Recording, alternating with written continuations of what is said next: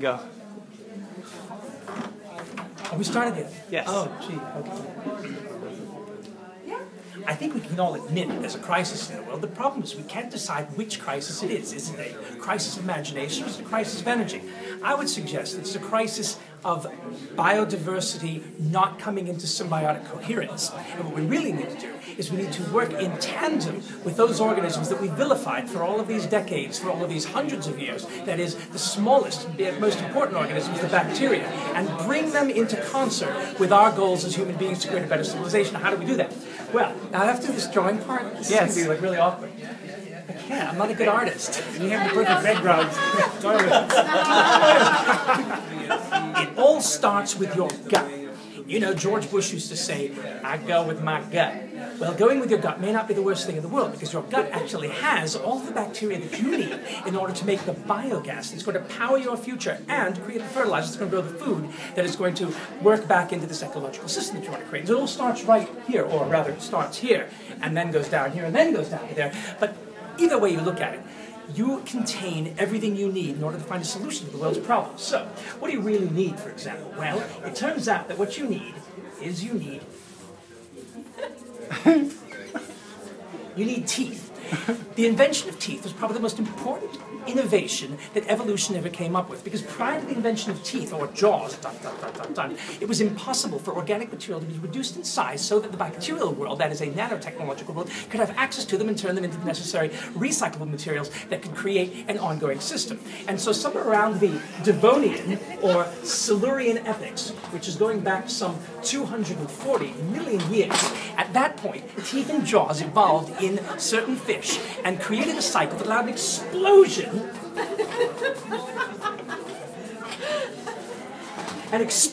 of life to occur. This explosion of life led to all of the multicellular life forms that we know today and brought life onto the land. Now, what we have to do is honor the fact that if you have teeth and jaws, you can now replicate this process and create a new kind of biodiversity in an industrial ecology that will save the world. So you start with the teeth, it goes down the throat, and then the next thing you need is you need a stomach. Now, I really can't draw. Anyway, the stomach is the place where the bacteria actually live. That's the gut. And in that stomach, and of course in the intestines, is where you start creating the nutrients, the fertilizer that's going to come out this end, and the biogas, which is also going to come out this end, and sometimes out this end, which can power the world.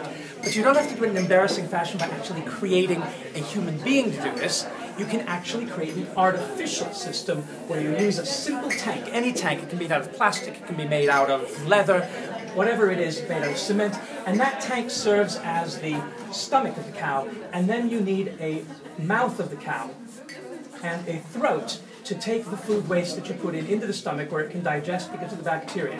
And then, of course, you have the fertilizer has to come out both this end, and for that you would use a pipe that goes down to about the middle, like this. And that is all there is to a biodigester. There's nothing more to it. It's not more complicated than that. If you overcomplicate it, then you're playing into the hands of the profiteering megalomaniac companies that want to convince you things are difficult so that they can sell you energy.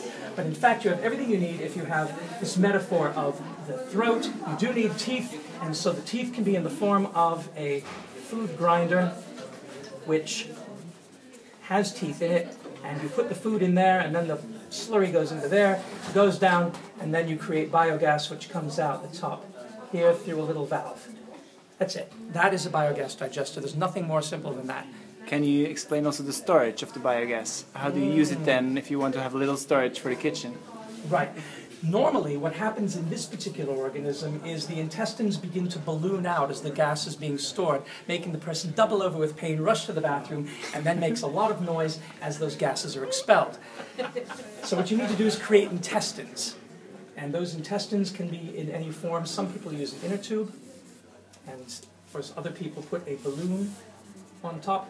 But the system that I've found to be most effective is to take another one of these tanks, because these tanks are found everywhere, these square IBC tanks, and then you store the gas in there by filling the tank with water, running the gas into the tank at the top, and as the gas pressure builds up, it forces the water, which I use a pipe going up like this and like this, And so as the gas pushes the water down, the water empties, and now you have a tank that is filled with gas as the water has all been released.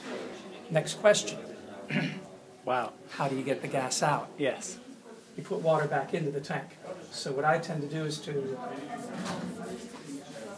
put two tanks and have a digester. My digester, this one here, is outputting gas, which is going into here. This is filled with water. The water goes up and out. And so as the gas pushes the water down, the water falls out, filling this with gas. And then I have a system where I take the water from the top tank and put it into the bottom of this tank.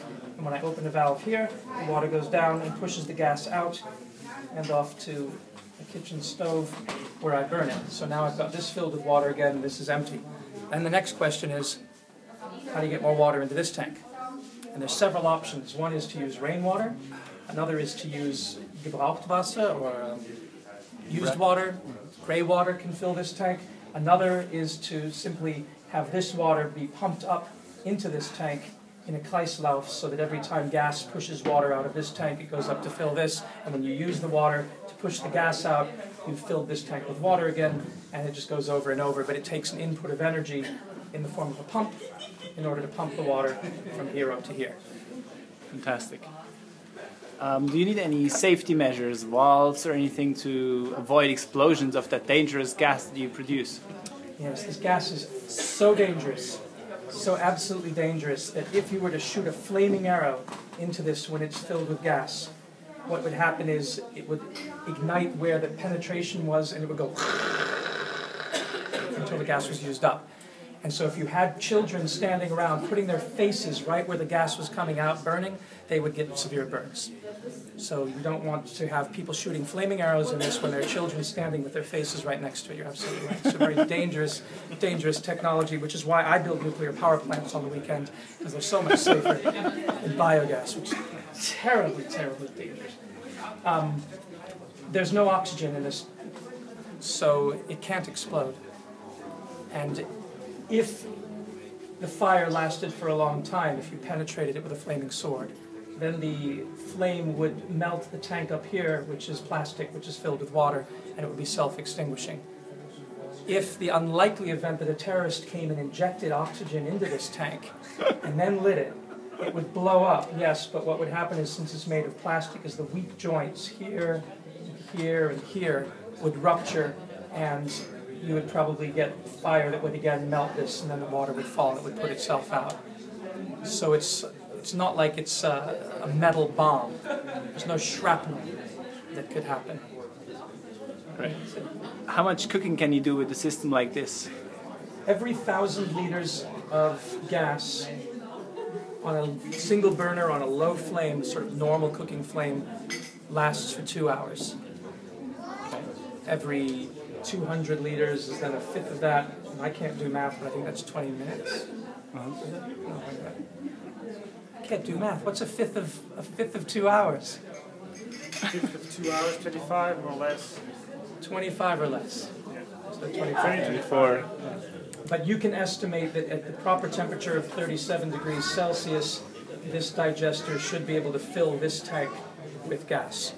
But it's an exponential curve, so that your gas production peaks at 37, but down at about 20, it's much lower, and at 15, it's pretty much nil. Fantastic.